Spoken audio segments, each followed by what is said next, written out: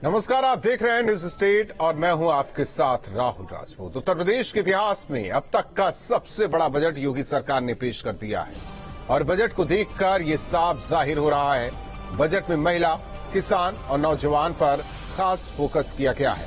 लेकिन विपक्ष के दावे एकदम अलग है। नेता प्रतिपक्ष अखिलेश यादव की माने तो बजट आंकड़ों की बाजीगरी है। अब जब लगातार विपक्ष बजट पर सवाल उठा रहा है तो ऐसे में कई सवाल भी खड़े होते हैं, जैसे बजट से विपक्ष के अरमानों को क्या झटका लगा है? बजट पर अखिलेश के दावे में आखिर कितना दम? यूपी नंबर 1 की राह में रोड़ा कौन? बजट जनता की उम्मीदों को क्या पूरा करेगा? बजट का असर 2024 में भी क्या नजर आएगा? इन्हीं तमाम सवालों के साथ मेहमानों से चर्चा, लेकिन उससे पहले एक रिपोर्ट।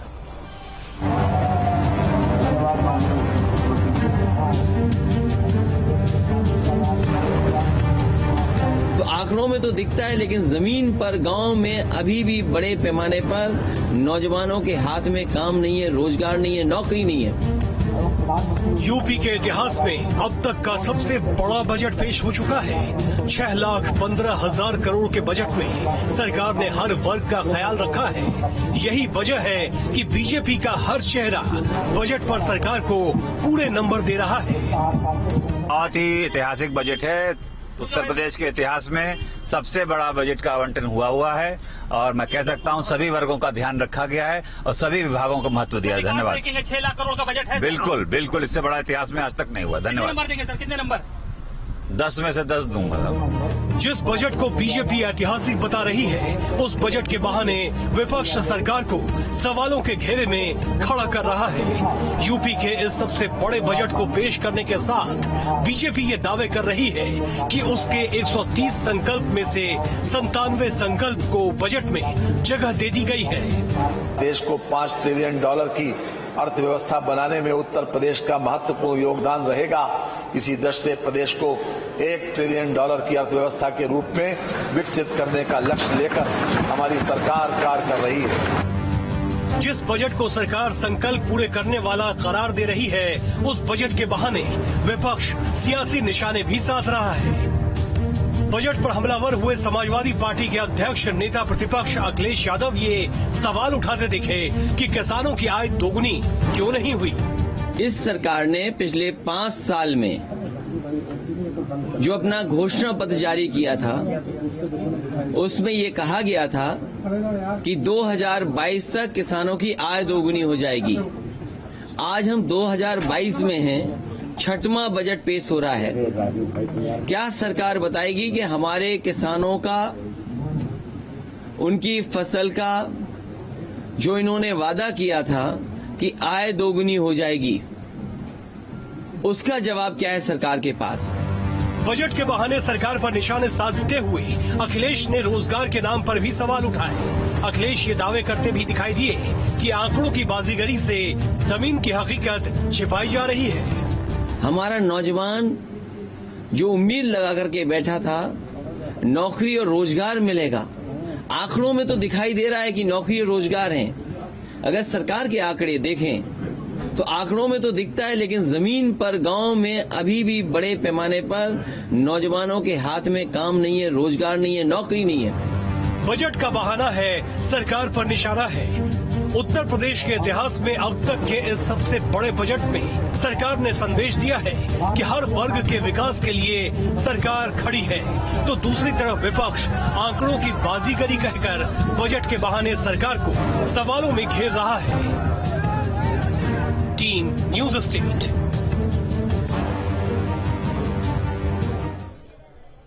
और हमारे साथ मेहमान जुड़ चुके हैं। सबसे पहले परिचय करवाते हैं हरीशचंद्र श्रीवास्तव जी, प्रवक्ता बीजेपी, अनुराग भदौरिया जी, प्रवक्ता समाजवादी पार्टी, भावेश चंद्र जी, वरिष्ठ पत्रकार, प्रोफेसर अखिल स्वामी जी, अर्थशास्त्री।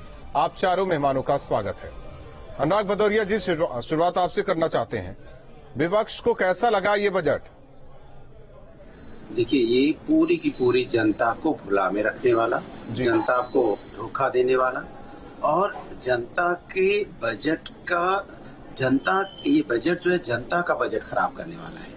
इसमें कहीं भी आप देखें, महिला सम्मान की, महिला की कैसे महिला अपने पैरों पर खड़े होगी, कोई बात नहीं हुई। किस बेरोजगारी कैसे दूर होगी, कोई बात नहीं जी। युवाओं को कैसे रोजगार मिलेगा, कोई बात नहीं। किसानों की इनकम के बारे में ये बताएं, 5 साल से बजट बना रहे हैं किसानों का, किसानों की क्या इनकम दुगनी करनी हो गई? अभी तक नहीं हुई ना। किसानों के लिए डीजल, अगर किसानों की सिंचाई की बात करते हैं, सोलर प्लांट की बात बहुत दिनों से कर रहे हैं। क्या इतने सालों में सोलर पंप जो पैनल लगे थे, क्या लग गए किसानों के? नहीं लगे। अरे इससे अच्छा डीजल उनको किसानों को फ्री करवा देते, डीजल में सब्सिडी दिलवा देते। फ्री की तो बात नहीं हो सकती, सब्सिडी दिलवा देते, किसान डीजल खरीद के तो कम से कम अपनी सिंचाई कर पाता। आप हमेशा सोलर पैनल का उनको इतने दिन से बता रहे सोलर पैनल लगेगा, सोलर पैनल लगेगा, कहाँ लगा अब तक? कितने किसानों को मिल गया? तो ये जो भारतीय जनता पार्टी का जो इस बार बजट पेश किया है, ये भुलावे वाला बजट है। कहते हैं ना कि जैसे आदमी ठगा सा महसूस करता रह गया कि बजट आया और हमें झुंझुना देके चला गया। किसानों की बात करते गए, किसानों की कोई इनकम कैसे दुगनी होगी इस पे चर्चा नहीं हुई। कैसे दुगनी होगी बताया नहीं, रोजगार कैसे युवाओं को मिलेगा बताया नहीं, महिला सुरक्षा कैसे होगी, महिला पैरों पे कैसे खड़ी होगी बताया नहीं। ये 1 करोड़, 1 लाख करोड़, 50,000, ये दुनिया भर के उसमें झुंझुने हैं। लेकिन आप बताइए कि कहाँ पे रोजगार बढ़ेगा, महंगाई कैसे कम होगी? बजट में है कुछ कि महंगाई कम हो जाए? महंगाई कम होने के लिए तो कुछ नहीं। आप फिर टमाटर के दाम बढ़ गए तो महंगाई कैसे कम होगी, इसके बारे में कोई बात नहीं हुई। दाल की कीमत कैसे कम होगी, इस बारे में कोई बात नहीं हुई। चीनी के दाम कैसे कम होंगे, उसके बारे में कोई चर्चा नहीं। कैसे यहाँ पे लोग अपनी महंगाई से अपनी निजात पाएंगे, उसमें कोई चर्चा नहीं। तो मैं पूछना चाहता हूँ बजट फिर किस लिए? जब एक घर का बजट ही गड़बड़ा जाए आपके बजट आने से, बजट में कोई राहत ही नहीं मिले, घर का बजट ही वहीं का वहीं रह जाए जैसे पहला था उससे, और उसका घर का बजट खराब हो जाए, तो आपने किसके लिए बजट लाए? फिर ये बता दीजिए। ये जो भारतीय जनता पार्टी बजट लेके आई है, ये सिर्फ और सिर्फ एक भुलावा है। ठीक, हरीशचंद्र जी जवाब दे दीजिए। ठगने वाला बजट है, झुंझुना वाला बजट है। समाजवादी पार्टी की वास्तविकता यह है कि 2022 का जो विधानसभा चुनाव है, इसमें समाजवादी पार्टी के जो मंसूबे हैं वो ठगे की ठग रह गए।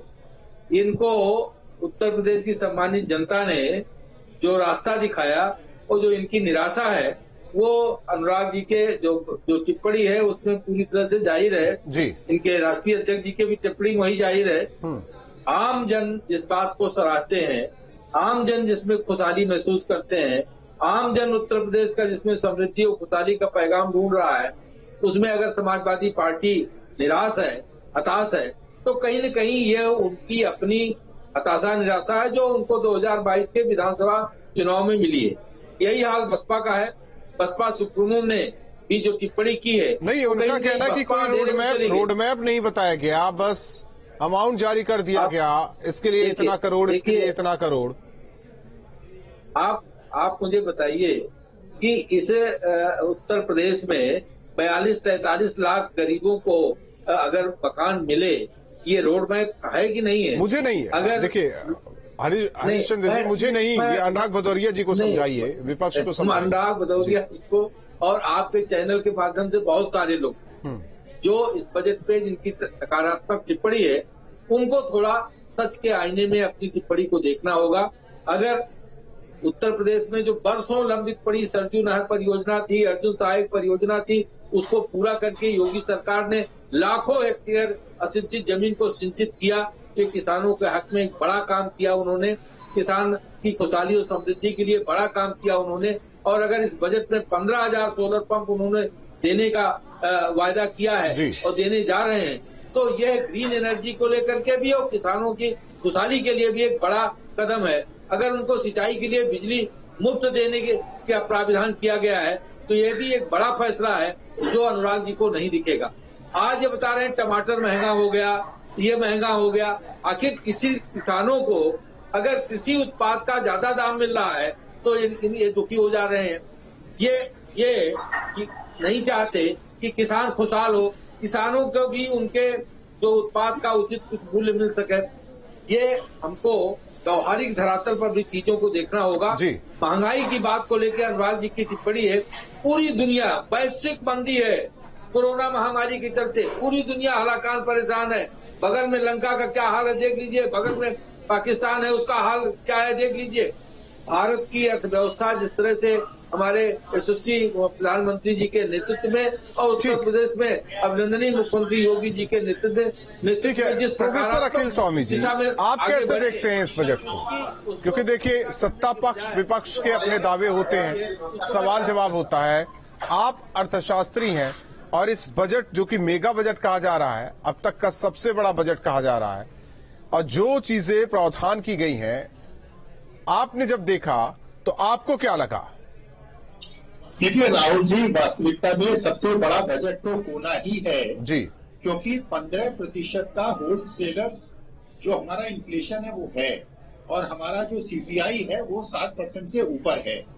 तो अगर पिछले साल से हमारा बजट इस साल 10% ऊपर है और हमारा जो थोक इन्फ्लेशन है वो 15% है और 7% से ज्यादा हमारा रिटेल इन्फ्लेशन है, तो इसका मतलब हम करीब करीब उसी बजट में हैं जैसे पिछली बार थे, पहली बार जी।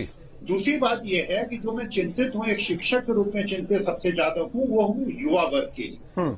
देखिए, युवा वर्ग जो मेहनत करता है और जिसकी बहुत ज्यादा अपेक्षाएं बढ़ गई हैं और आकांक्षाएं बहुत ज्यादा बढ़ गई हैं, अगर आप उसको सरकारी नौकरी नहीं देंगे और लाखों सरकारी पद खाली पड़े रहेंगे, चाहे चलिए राज्य सरकार की बात हम कर रहे हैं, लेकिन आर्म फोर्सेस में अगर उनकी 3-3 साल से भर्ती नहीं होगी और सरकारी पद खाली रहेंगे, तो ये बच्चे जिनकी आकांक्षाएं बढ़ गई हैं और जो मेहनत कर रहे हैं, इनकी आकांक्षाओं का क्या होगा? देखिए, ये कहना बहुत आसान है कि आप इंक्यूबेटर्स लगा रहे हैं, इंक्यूबेटर से माध्यम से एंटरप्रेन्योरशिप की बात कर रहे हैं, स्वरोजगार की बात कर रहे हैं, लेकिन देखिए वास्तविकता में जो निजी रोजगार है और जो आपने स्टार्टअप्स का हिस्ट्री देखी है, एक बाजार जैसी एक बहुत बड़ी कंपनी जो स्टार्टअप का एक बहुत बड़ा उदाहरण था, जिसको एक स्टडी की तरह पढ़ाया करते थे, उसका किस प्रकार से फेल्योर हुआ है। तो वास्तविकता में जब तक जीडीपी नहीं बढ़ेगी, जब तक आईआईपी नहीं बढ़ेगा, जब तक की टोटल उत्पादन नहीं बढ़ेगा, जब तक नौकरियां नहीं बढ़ेंगी, तो युवाओं की आकांक्षाएं जो है पूर्ण नहीं होंगी।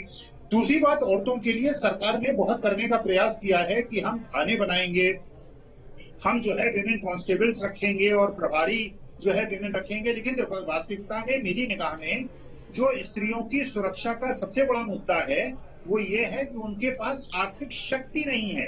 जो हमारे अर्बन एरियाज की बिटियां हैं, जो पढ़ लिख गई हैं और जिनके पास कमाई है, आज वो शक्तिशाली हैं, आज वो मजबूती से लड़ सकती हैं, लेकिन जो हमारी किसान और हमारी जो गांव की स्त्रियां हैं, जिनकी आर्थिक शक्ति नहीं है और जो बहुत ज्यादा पढ़ लिख नहीं पाई हैं, उनको आप कितने भी पुलिस थाने बना दें, उनका सशक्तिकरण आप नहीं कर पाएंगे। तो वास्तविकता में मैं ये नहीं मानता कि अगर स्त्री कांस्टेबल होगी या थानेदार होगी तो स्त्रियों के लिए बहुत ज्यादा संवेदनशील होगी।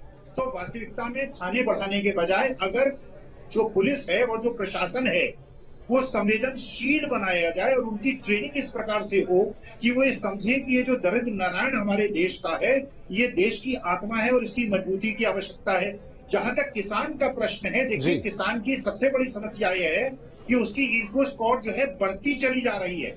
चलिए इस बार क्योंकि यूक्रेन और रूस की क्राइसिस हुई, इसकी वजह से हो सकता है कि सरकारी खरीद नहीं हुई और प्राइवेट सेक्टर ने खरीद के उनको 50-100 रुपए क्विंटल ज्यादा दे दिया, लेकिन वास्तविकता में जब इनपुट कॉस्ट बढ़ रही है, अगर प्रॉफिट एंड लॉस अकाउंट एक इंडस्ट्री का आप बनाते हैं, अगर एक किसान का प्रॉफिट एंड लॉस अकाउंट बनाए और जो इन्वेस्टमेंट वो करता है उस पे इंटरेस्ट को भी आप कैलकुलेट करें और उसकी जो मजदूरी है उसको हालांकि अगर देखा जाए तो एक दूसरे से ये साइकिल है, जुड़ी हुई है, बहुत सारी चीजें हैं। ये तो कोशिश रहती है हर सरकार की कि बेहतर हो, भविष्य बेहतर हो प्रदेश का, वहां की युवाओं का, महिलाओं का।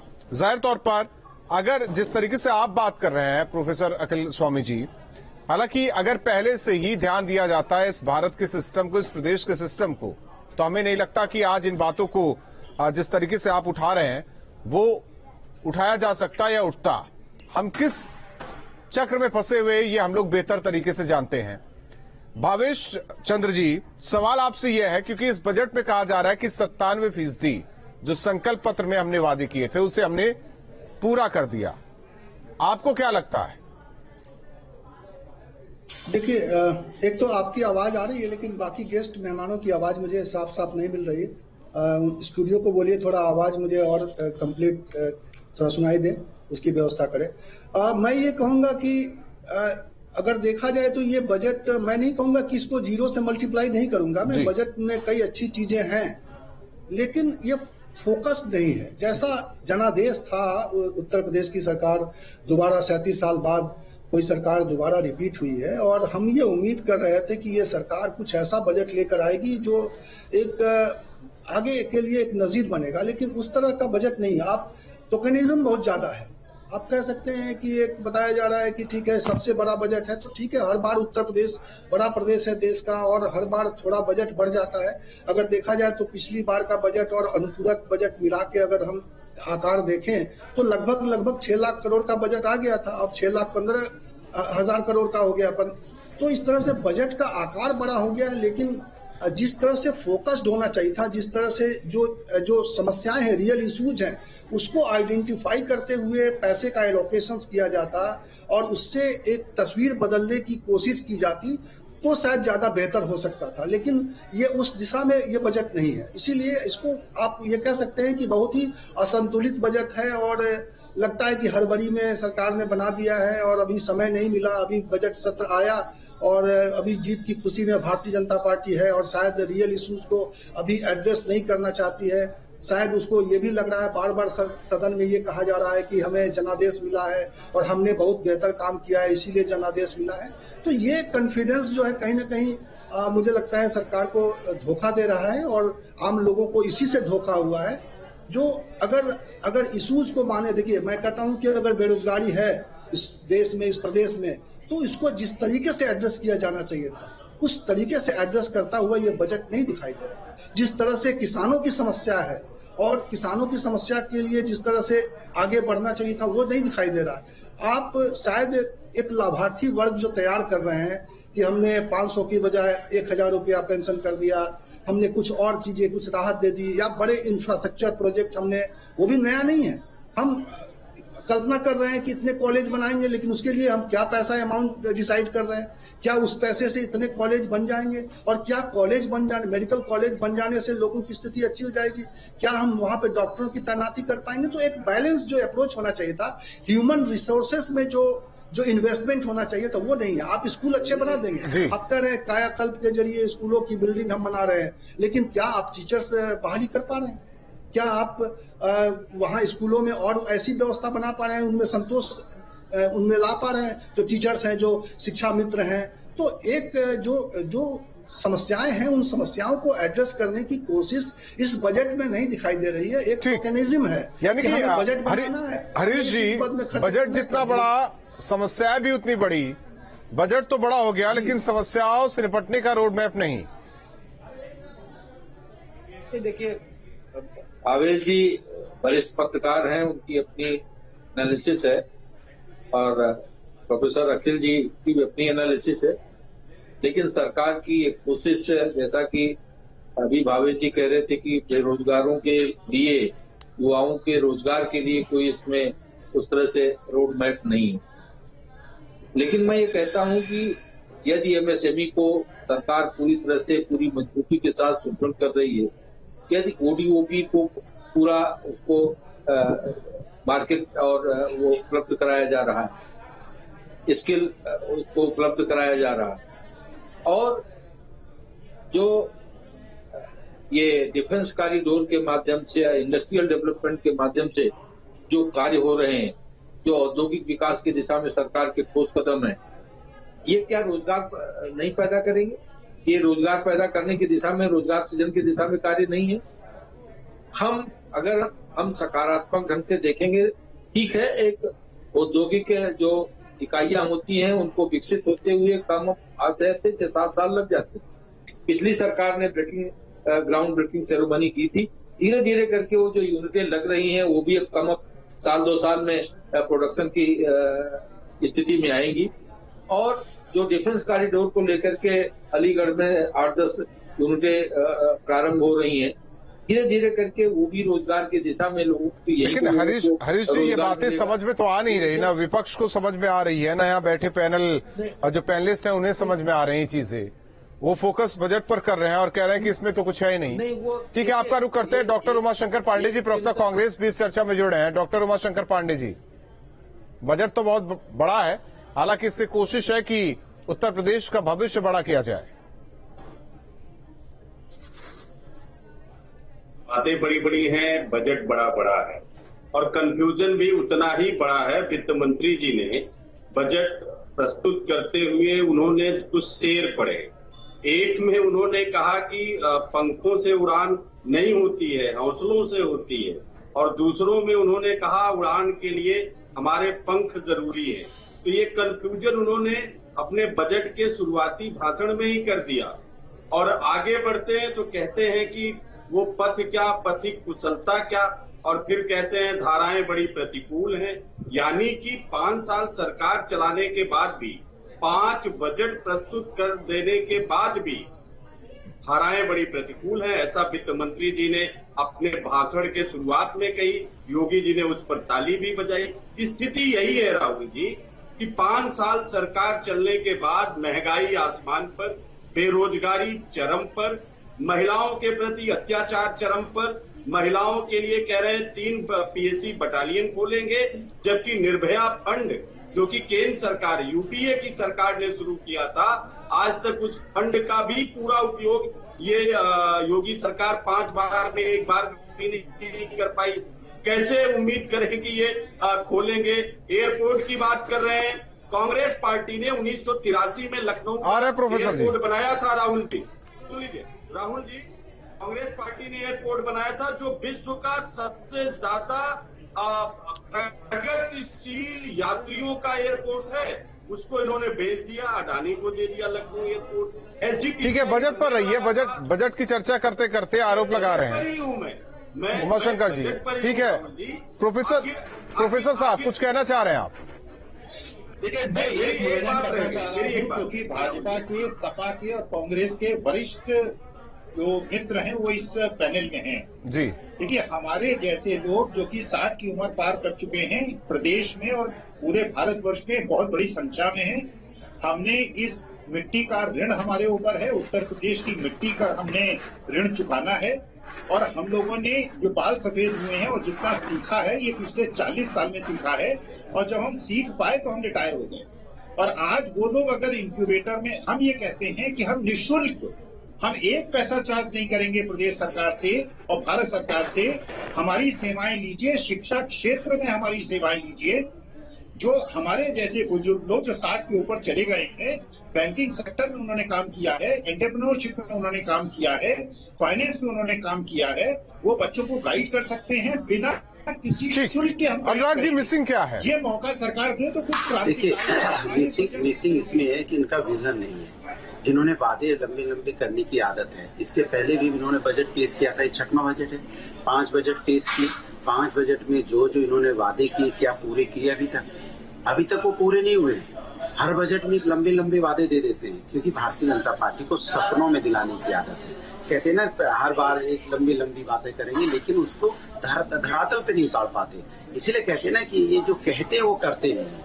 हम बार बार कह रहे हैं कि महिला समस्या पे आपने क्या अपने बजट में डाला, बेरोजगारी के लिए क्या बजट में डाला, रोजगार दिलाने के लिए क्या बजट में डाला, महिला सुरक्षा के लिए क्या बजट में डाला, किसान कैसे अपने आत्मसम्मान से जी पाए, कैसे अपने पैरों पर खड़ा हो पाए, इसके लिए आपने बजट में क्या प्रावधान किया है। माफी के साथ रोकना चाहते हैं अनुराग भदौरिया जी, क्योंकि वक्त नहीं है। आप 5 मेहमानों का बहुत बहुत धन्यवाद हमारे साथ सबसे बड़ा मुद्दा में जुड़ने के लिए।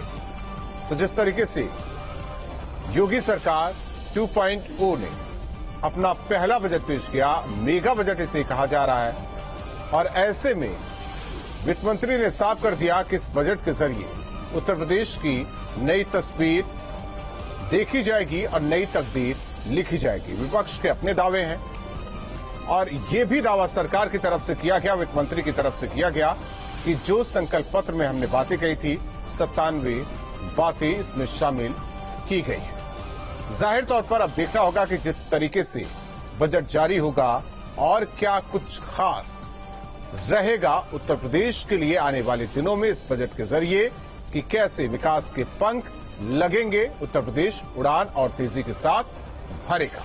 कोशिश सरकार की यही है कि ज्यादा से ज्यादा रोजगार मिले, स्वास्थ्य बेहतर हो, शिक्षा बेहतर हो, जिसे लेकर इस बजट में प्रावधान भी किया गया है।